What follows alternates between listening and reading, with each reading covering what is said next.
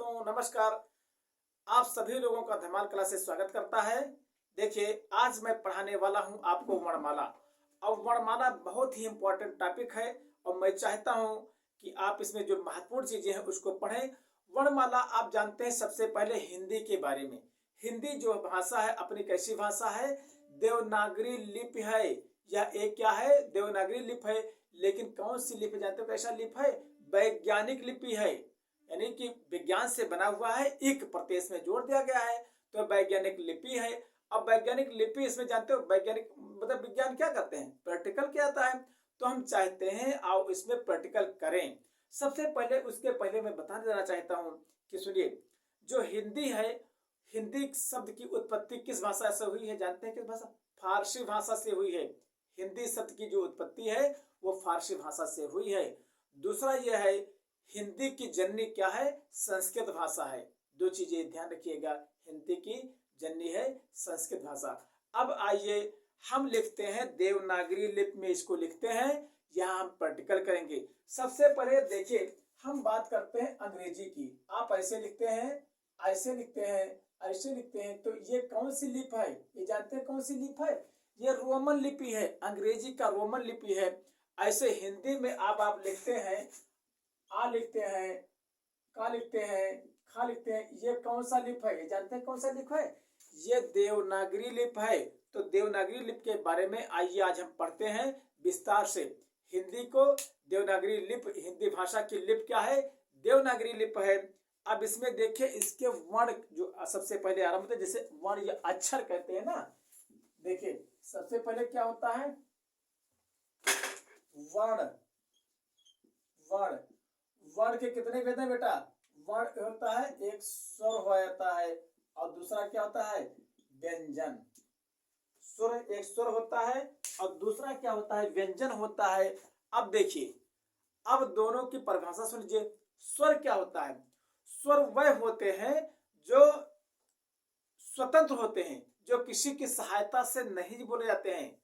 जो स्वर होते हैं वो उनको किसी की सहायता की जरूरत नहीं होती है, वो अपने आप में स्वतंत्र होते हैं। जैसे हम कह सकते हैं कि आ, ए, ओ, रे, ये स्वतंत्र है, इसमें किसी चीज की जरूरत नहीं पड़ी है, ये अपने आप में स्वतंत्र है। और इसमें पूछ ले हम, जरा ये बताइए कि हिंदी में स्वर की कुल संख्या कितनी है? हिंदी में स्वर की कुल संख्या कितनी है? तो आप कितने बताएंगे? हम पूछ रहे हिंदी वर्णमाला में स्वर की संख्या कितनी है, बताइए। देखिए जब ध्यान रखिएगा, जब कुल संख्या की बात आएगी, कुल संख्या, हिंदी वर्णमाला में स्वर की कुल संख्या, ऐसे लिख लीजिए। हिंदी वर्णमाला में स्वर की कुल संख्या, तो जानते हो कितने लिखेंगे? हिंदी वर्णमाला में स्वर की कुल संख्या 13 लिखेंगे। 13 लिखेंगे। और यही किया जाए कि हिंदी वर्णमाला में स्वर की संख्या कितनी है, कुल को हटा दिया जाए। हिंदी वर्णमाला में स्वर की संख्या, तो जानते कितना लिखेंगे? 11 लिखेंगे। तो ध्यान रखिएगा, जब आएगा हिंदी वर्णमाला में स्वर की कुल संख्या, एक शब्द कुल दे दिया गया है, तब लिखेंगे 13। और हिंदी वर्णमाला में स्वर की संख्या तब लिखेंगे 11। एक चीज ये हो गया है। अब स्वर क्या करते हैं आपको पढ़ाया जाएगा, ये पाई और मात्रा जोड़ने का काम करते हैं।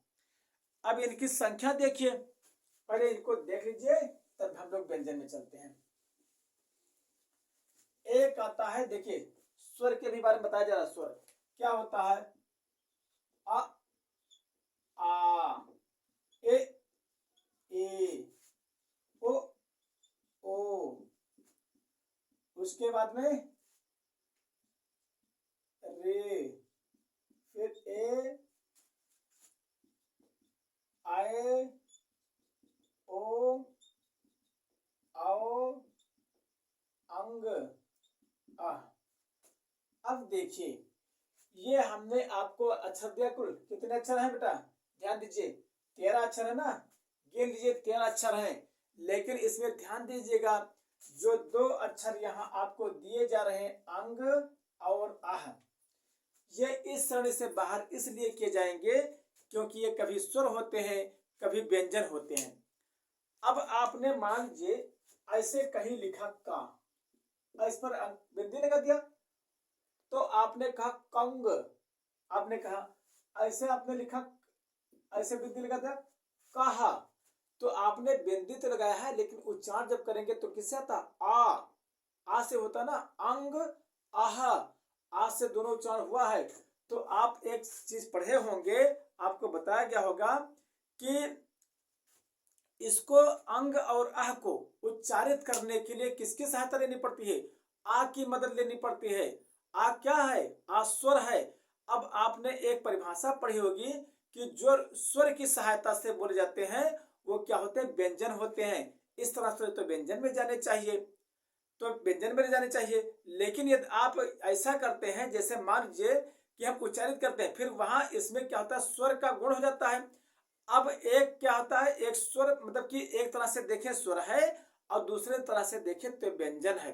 तो अब हम इसको कह सकते हैं न स्वर में है और न व्यंजन में है। तो इसको करेंगे किसमें, इसको जानते हैं किसमें करेंगे, इसको करेंगे, एक नया शब्द देंगे अयोग वाह। एक शब्द क्या देंगे, अयोग वाह। अयोग का मतलब होता है, ये जानते हैं, आ के योग को निर्वहन करने वाला। ये तीन शब्दों को, इसको ऐसे लिखिए, आ योग वाह, आ के योग को वहन करने वाला। देखो तीन, इसको अलग अलग कर दीजिए, आ के योग को वहन करने वाला, ये क्या हो गया, अंग और आह, यानी कि ये स्वर और व्यंजन दोनों के बीच की कड़ी हो गई। अब इसके लिए इसके किस में रखेंगे, इसको स्वर में नहीं रखेंगे और व्यंजन में भी नहीं रखेंगे, इसको अयोगवाह नाम दे देंगे, एक अलग नाम ही दे देंगे इसको अयोगवाह। इतना तो समझ गए होंगे। अब देखिए आगे क्या आता है, हम दूसरा चीज शुरू करते हैं व्यंजन के बारे में। बाबू देखिए ये तो हो गया है, व्यंजन के बारे में थोड़ा सा देखिए, व्यंजन क्या होता है। यहाँ तो आपने क्या लिखा था, स्वर, और यहाँ आप लिखिए व्यंजन।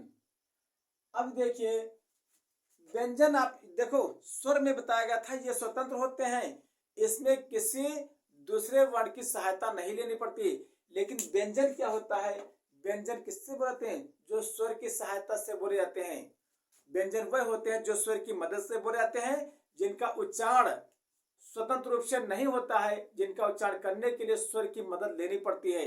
जैसे आपने कहा, जब क्या कहा, जब आपने कहा का, तो आपने जब का कहा तो जानते हो क्या है, एक तो आपने का कहा, अब इसमें क्या जुड़ गया, आ जुड़ गया है पीछे, यानी कि का आ, तो पीछे आ गया है, तो ये हो गए, क्या हो गए, ये व्यंजन हो गए। ऐसे ही आपने कहा खा, तो खा कहा तो पीछे जानते हो क्या है, अब खा भी, आपका खा हलत लग गया और इसमें क्या आ गया, आ गया, ये क्या हो गया, ये व्यंजन हो गया। ये व्यंजन की श्रेणी में आते हैं। अब हलंत लगाते हैं, अब जब हलंत लगा दिए तो मान लीजिए अब ये क्या है, इसमें कोई स्वर नहीं रह गया, ये अलग हो, ये अलग हो गए।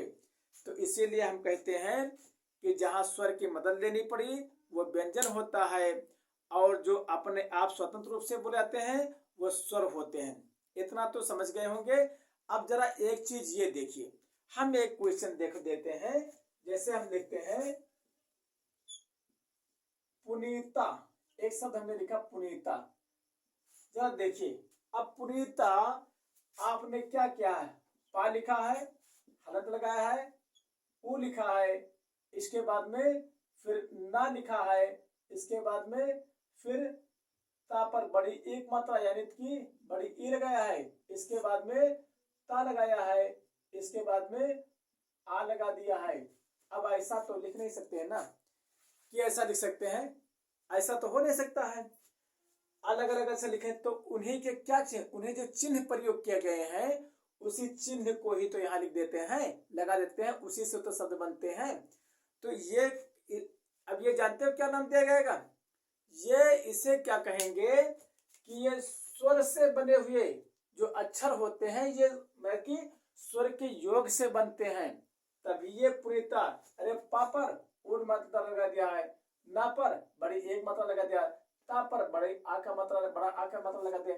इस तरह से स्वर के योग से बने हुए जो शब्द होते हैं वो क्या होते हैं, व्यंजन होते हैं। इतना आप समझ गए होंगे।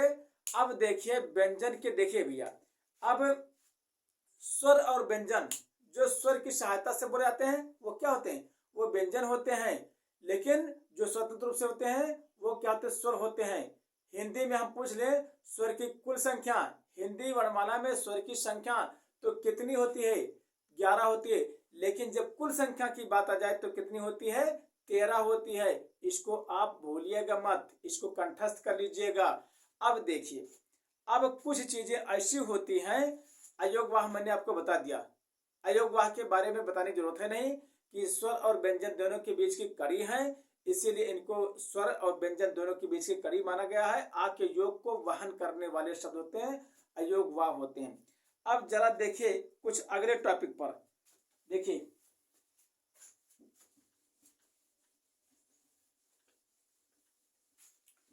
एक शब्द आप जानते होंगे कि हम पूछे कि हिंदी स्वर में मुख्य रूप से कितने अक्षर हैं, तो आप देखो हिंदी स्वर में मुख्य रूप से आ है, ई है, उ है और री है।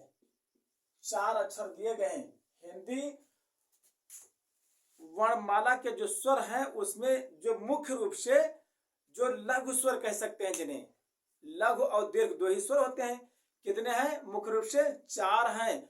अब इन्हीं के योग से बने हुए बहुत सारे शब्द होते हैं, इनके योग से बने हुए जो शब्द होते हैं वो क्या कहलाते हैं, इसमें मतलब कि जो छोटे छोटे हैं ना, इसी को मिला करके बड़े बनाए जाएंगे।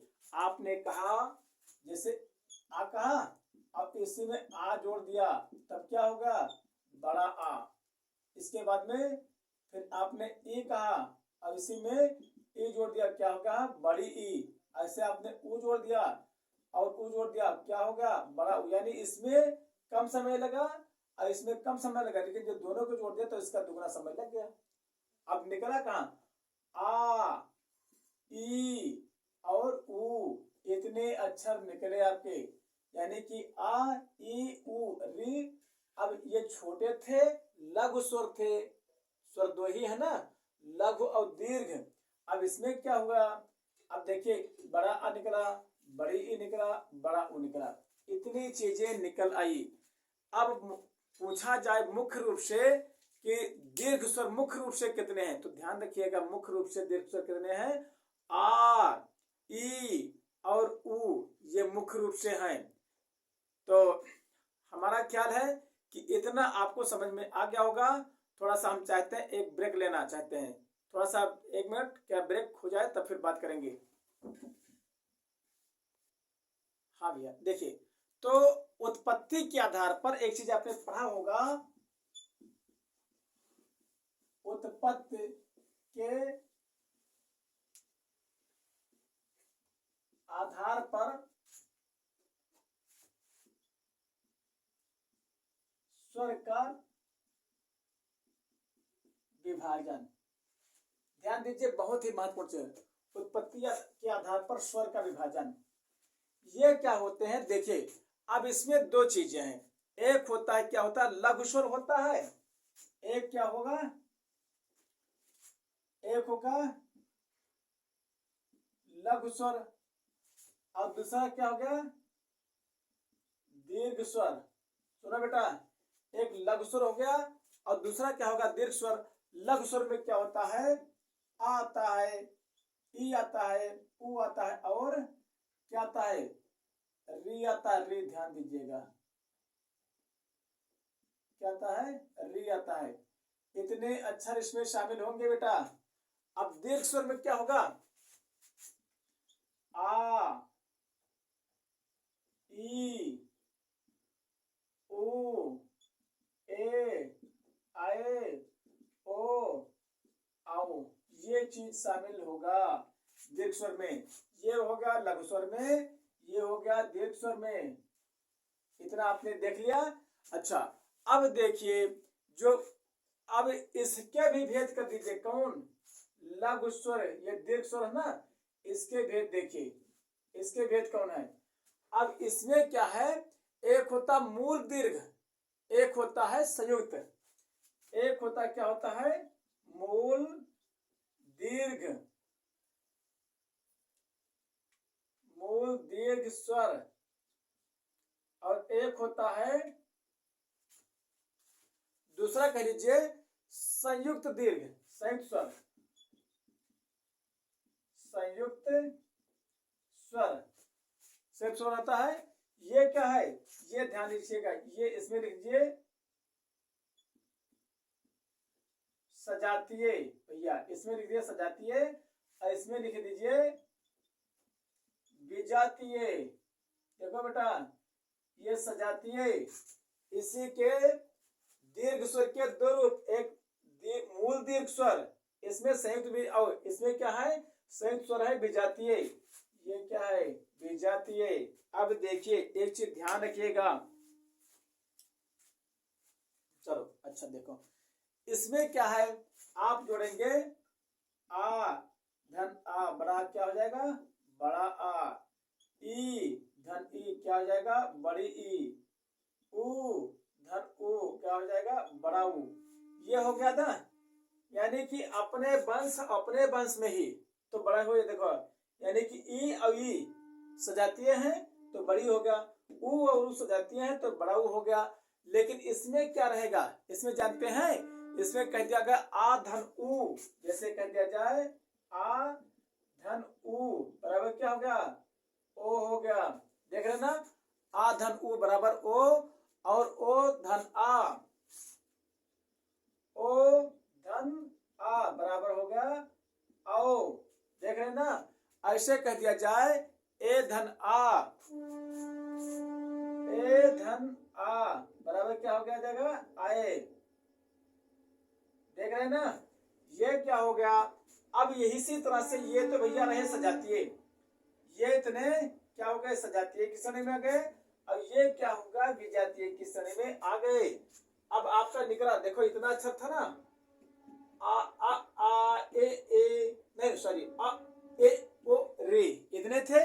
अब इसमें आएगा आ ई उ, इसी में आएगा ओ आओ ए। देखिए आ रहे हैं, सब बन रहे हैं ना, ओ आ रहे हैं, बन रहे हैं।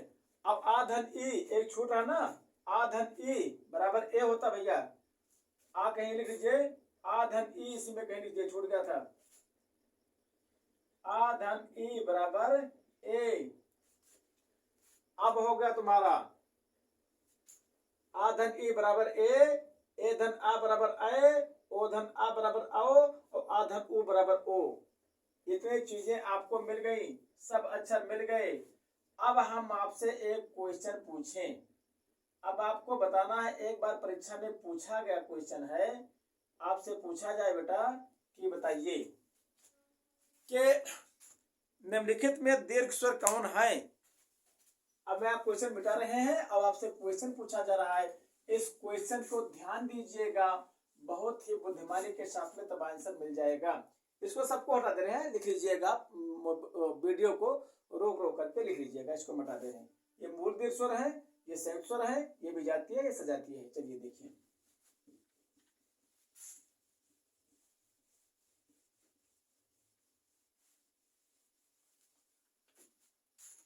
हाँ देखिए, निम्न में से दीर्घ स्वर हैं, हम क्वेश्चन पूछ ले, निम्न में से दीर्घ स्वर है। अब इसमें आपको बताना है, निम्न से दीर्घ स्वर है, कह दिया जाए। देखिए एक क्वेश्चन जैसे कह दिया जाए इसमें कि आ आ आ ए ए। अब भैया जरा ये बताइए, इसमें हमने लिख दिया ए, इसमें लिख दिया बी, इसमें सी, इसमें डी। एक क्वेश्चन ये हो गया। अब दूसरा क्वेश्चन दे दे ए बी सी डी, इसमें देते हैं भैया, देखो इसमें दे दें आ, इसमें दे दें ई, इसमें दे दें ई, जैसे रे, इसमें दे दें फिर ऊ, ऐसे तीसरा नंबर का दे दिया जाए। इसमें दे दें आ, इसमें दे दें ओ। ध्यान से देखिएगा, ये 3 नंबर का क्वेश्चन है, ये बी सी डी, इसमें दे दें ए, इसमें दे दें आए। अब जरा ये बताइए, पूछा गया निम्न में से दीर्घ स्वर कौन है। अब किस श्रेणी का जो सही होगा वो डी श्रेणी का सही होगा, या तो सी श्रेणी का, या तो बी, या तो ए श्रेणी का। कौन श्रेणी का सही है भैया बताइए। इसमें दिमाग से क्वेश्चन देखिएगा, पूछिएगा, आपको ये लगेगा ना कि ये भी सही, ये भी सही, ये भी सही, ये भी सही, और ये भी सही, ये भी सही। अब देखिए कौन क्वेश्चन सही है। या आप ये सोचेंगे कि जानते हैं क्या है कि ये क्वेश्चन सर ने गलत लिखा है या बोर्ड ने जो पूछा है ये क्वेश्चन गलत है, लेकिन ऐसी कोई बात नहीं है। बहुत ही तार्किक, बहुत ही बुद्धिमानी से बोर्ड ने परीक्षा में पूछा है क्वेश्चन। ये देखिए, जानते हैं क्या है, आपको भी पढ़ाया तो पीछे बताया है, जो स्वर होते हैं ना सजातीय स्वर, सजातीय स्वर, मुख्य रूप से स्वर कितने हैं, मुख्य रूप से स्वर अ, इ, उ और री, यही है। अब वही जोड़ करके क्या बने, आ, ई, उ, यानी कि आ, ई, उ। ये देखिए ये बने हैं। अब इसी से क्या बने, इसी से सब बने हैं। री को खाली छोड़ करके इसी से सब तो बने हैं। तो जो सब बने हैं तो क्या करेंगे, आपका आंसर क्या होगा, ध्यान दीजिएगा। आपका आंसर ये, क्योंकि सजातीय से बने हैं, ये सजातीय से बने, उसके बाद सजातीय और सजातीय मिलाकर के फिर विजातीय बने हैं। समझ गए ना भैया। तो ये चीज है, देखिए एक का सजातीय दूसरे में सजातीय मिला दे तो विजातीय बन गए हैं। तो इस तरह से ये क्वेश्चन रहे। अब ध्यान रखें, कुछ चीजों का ध्यान रखें जो आपको दे रहे हैं, हो सकता है कि आप इससे बढ़िया लाभ पा जाएं। देखिए ये कहा जाता है कि ध्यान रखिएगा, यहां ध्यान रखें ऐसे लिख लीजिए, ध्यान रखें, ध्यान रखें भैया। इसमें क्या होता है, देखिए आप देखिए, सबसे पहले कि कह दे कि देखो जो बड़ा आ है, बड़ी ई है, ओ है आओ, बड़ा आ बड़ी ई, पहला नंबर, बड़ा आ बड़ी ई, ओ आओ। ये देख रहे हैं ना, बड़ा आ बड़ी ई, ओ आओ, और होता है अंग, अंग। इसको ध्यान रखिएगा। इसको क्या होता है, ये मात्राएं वर्ण के पीछे लगती हैं, इसको कहीं लिख दीजिए, ये मात्राएं हमेशा वर्ण के पीछे लगती हैं बेटा। इसको ध्यान रखिएगा, कहीं लिख लीजिए, ये मात्राएं क्या लगती हैं, वर्ण के पीछे लगती हैं। अब ये मात्रा में जैसे हम लिख दें, एक ये पीछे लग जाएगा, और बड़ी ई की मात्रा, उसके बाद इसके बाद ओ की मात्रा, इसके बाद लग जाएगा, और इसके बाद में औ की मात्रा लग जाएगा, इसके बाद में आह की मात्रा लग जाएगा। तो इन चीजों का ध्यान रखिएगा। ये कहाँ लगेगा, ये हमेशा लगेगा किसके साथ, किसी अक्षर के पीछे लग जाएगा बाबू। जैसे हमने कह दिया, जैसे उदाहरण के लिए, जैसे हमने कह दिया माथा, कह दिया ना, ऐसे कह दिया नीलम, नीलम कह दिया। देख रहे हैं ना, ध्यान से देखिएगा, क्योंकि क्वेश्चन जब ध्यान से देखेंगे ऐसे तो समझ में आएगा। गौरी, देखिए सब पीछे लग रहा है, अतः। तो ये हमारा ख्याल है कि ये आपको समझ में आ गया होगा। तो आदि, अब देखो ये सब चीजें कैसी हैं, ये सब चीजें हमेशा वर्ण के पीछे रखती हैं। चलो दूसरा नंबर लिखिए। दूसरा नंबर ध्यान दीजिए, दूसरा नंबर कुछ जैसे होती है, बड़ी ई मात्रा वर्ण के सबसे पहले ले, सॉरी गलती, देखिए जो छोटी की मात्रा होती है ना, छोटी की मात्रा, छोटी ई की मात्रा हमेशा वर्ण के पहले लगती है। छोटी की मात्रा हमेशा वर्ण के पहले लगती है। जैसे कह दिया जाए सिरा, गिरा, है ना, निरा, ये सब देख रहे हैं ना, इत्यादि। चलो भैया ये होगा पहले लगा।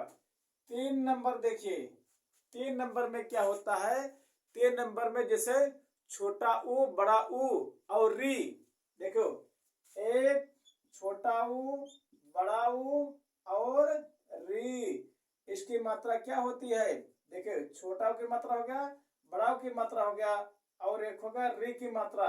ये क्या होता है, वर्ण के नीचे लगती हैं। ये मात्राएं लिख लीजिए कहीं, ये मात्राएं वर्ण के नीचे लगती हैं। समझ रहे ना बेटा, ये मात्राएं कहाँ लगती हैं, वर्ण के नीचे लगती हैं।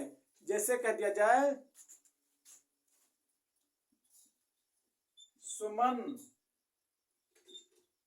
टापू, कृषि, देख रहे ना, इत्यादि, आदि लिख दीजिए बस, इत्यादि क्या हो गया ना। चलिए 3 तरह के रूल आपको बताए गए, इसको ध्यान रखिएगा, भूलिएगा मत, हो सकता है एग्जाम में पूछ ले।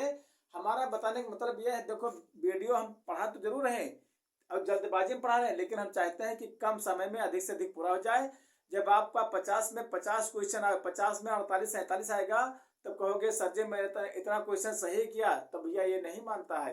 अरे जब हम पूरा कुछ छोड़ेंगे नहीं तो हमारा ख्याल है आपको पसंद आएगा, और आप क्या करेंगे कि परीक्षा में अधिक से अधिक क्वेश्चन करेंगे। पसंद आए तो बात ही छोड़ दीजिए। मकसद यह है कि हम जब वीडियो बना रहे हैं आपको पढ़ाने का मकसद यह है, तो आप हर चीज उसमें जानिए, कुछ छूटे ना।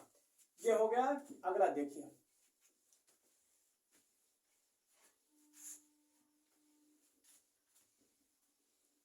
तीन नंबर तो हो गया बेटा।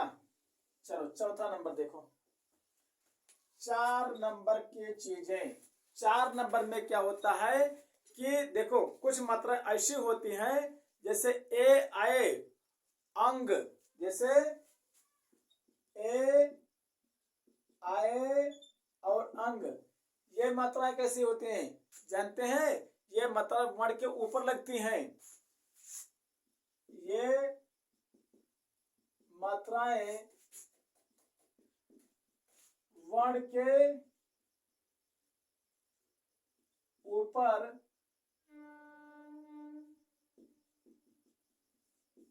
लगती हैं।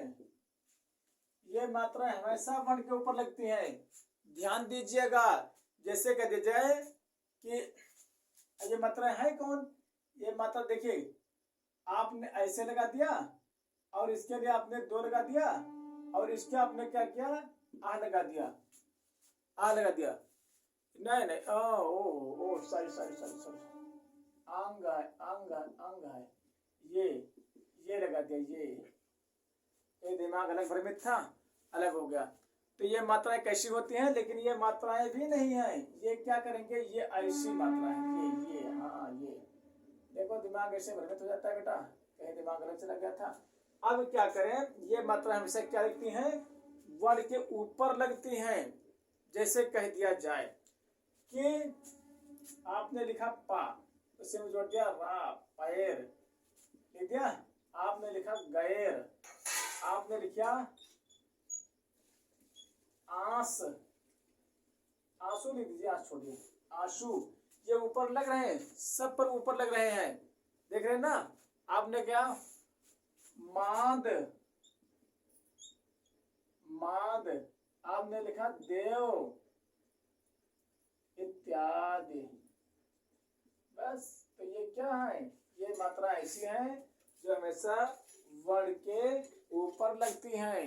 अब अगला नंबर भैया, जब किसी शब्द की शुरुआत लिखिए, अगला नंबर लिखिए। जब किसी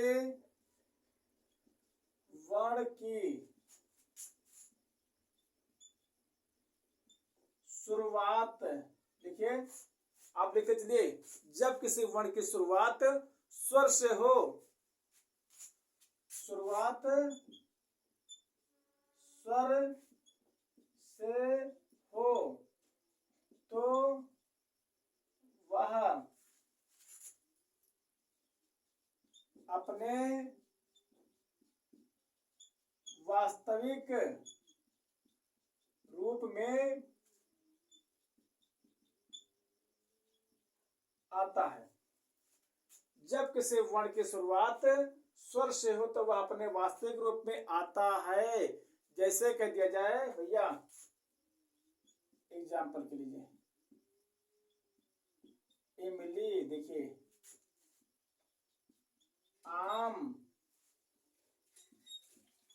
अमरूद, देख रहे ना, ये क्या है, इसकी शुरुआत स्वर से हुई है तो वो अपने खुद ही आ गया, उसकी कोई मात्रा नहीं लगाई गई ना। ऐसे आनंद, एक, ये सब देख रहे हैं ना, ऐसे क्या रूप है इसके, आदि। ये है, देखो शुरुआत सबका कैसा है, शुरुआत सबका किससे आरंभ हो गया है, स्वर से आरंभ, अपने वास्तविक रूप में ही आ गए हैं। अगला नंबर देखिए,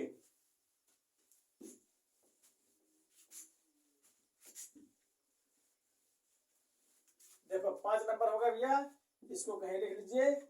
देखो हो सकता है अब कि एक नंबर और छूट रहा है, लिखिए जब किसी स्वर में किसी व्यंजन के साथ, 6 नंबर लिख लीजिए, 6 यहाँ, जब किसी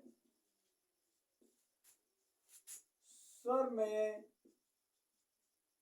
किसी व्यंजन के साथ, जब किसी स्वर में किसी व्यंजन के साथ 2 स्वर जुड़ते हैं, साथ 2 स्वर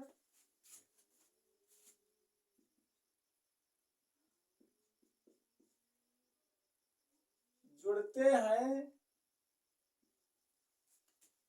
2 स्वर जुड़ते हैं, तो पहला स्वर मात्रा के रूप में, तो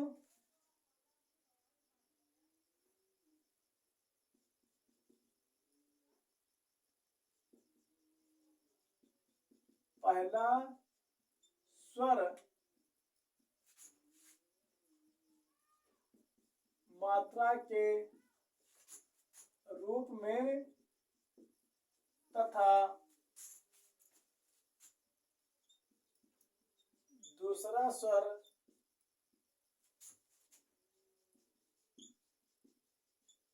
वास्तविक रूप में आता है। भैया लिख लीजिए कहीं इसको, बेटा लिख लीजिए, जब किसी स्वर में किसी व्यंजन के साथ 2 स्वर जुड़ते हैं तो पहला स्वर मात्रा के रूप में तथा दूसरा स्वर वास्तविक रूप में आता है। जैसे कह दिया जाए, जैसे आपने लिखा शुरुआत, लिखा ना, अच्छा शुरुआत का संविच्छेद किया जाए तो क्या होगा, देखो सा रहेगा ना, इसके बाद में फिर क्या आएगा, ऊ आएगा, इसके बाद में रा आएगा, इसके बाद में ऊ आएगा, इसके बाद में आ आएगा, इसके बाद में ता आएगा। देख रहे हैं ना, इतना चीज देख रहे हैं, ता आएगा, इसके बाद आएगा, तो ये क्या हो गया, अब आपने शुरुआत लिखा तो जाहिर सी बात है, एक ये देखो हमने लिखा है जब किसी स्वर में किसी व्यंजन के साथ दो स्वर जुड़ते हैं, किसी व्यंजन के साथ में दो स्वर जुड़े हुए हैं, तो देखिए पहला स्वर क्या है, पहला स्वर देखो मात्रा के रूप में आ गया है पहला स्वर, और दूसरा स्वर क्या है, दूसरा दो स्वर जुड़ते हैं तो दूसरा स्वर क्या है, वास्तविक रूप में आ गया है। यही चीज आपको बताया जा रहा है। शुरुआत हो गया ना, ऐसे लिख दिया गया गुंजाइश, जैसे लिख दिया जाए, देखिए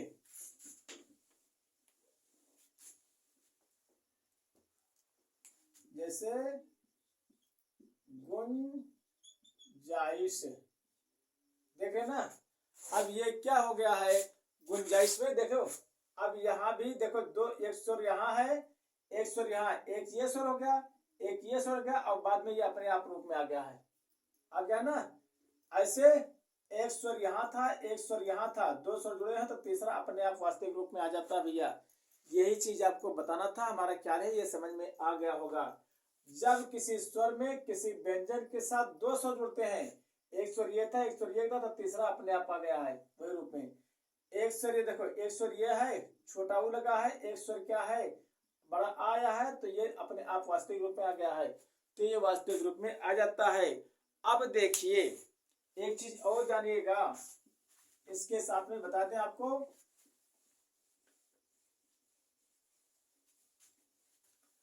बताने का मकसद यह है कि आपको छोटा छोटा वीडियो बना करके दिया जाए और जल्दी से जल्दी आप उसको रिवीजन करना, ज्यादा टाइम ना लगे, मकसद ये होता है। इसीलिए हम जो वीडियो बनाए थोड़ा मतलब कि ये बना रहे हैं, तत्कालिक बनाया जाए और आप सब चीजें उसमें सब कंटेंट पा सकें।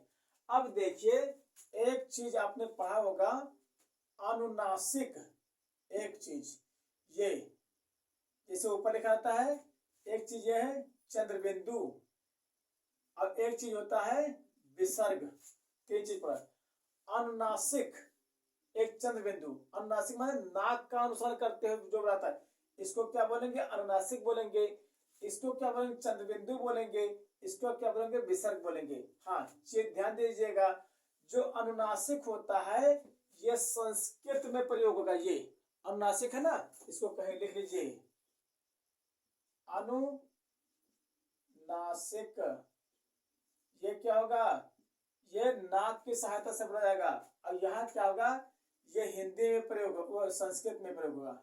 ये चीज ये कहीं लिख लीजिए, ये संस्कृत में होगा, और भैया ये क्या है, ये हिंदी में आएगा, चंद्रबिंदु, चंद्रबिंदु हिंदी में आएगा भैया। हाँ एक चीज ध्यान रखिएगा, जब इसको बोलेंगे इसमें अंतर है, इसको बोलते समय नाक की कम सहायता लेनी पड़ेगी और मुंह की ज्यादा, और इसको बोलते समय मुंह की ज्यादा जरूरत पड़ेगी, नाक की ज्यादा जरूरत पड़ेगी और मुंह की कम, बस इतना अंतर है। इसमें नाक की ज्यादा जरूरत पड़ेगी और मुंह की कम, और इसमें मुंह की ज्यादा जरूरत पड़ेगी, नाक की कम, इतने अंतर होता है। हमारा ख्याल है कि ये वीडियो आपको पसंद आया होगा। मैं चाहता हूँ आज इसके बाद जो अगला वीडियो बनाएंगे इसी का दूसरा रूप होगा, वर्णमाला का दूसरा वीडियो, आप लोग जरूर देखें और जैसा हो कमेंट में फॉलो करें। तब तक के लिए अगले वीडियो में दोस्तों, जय हिंद।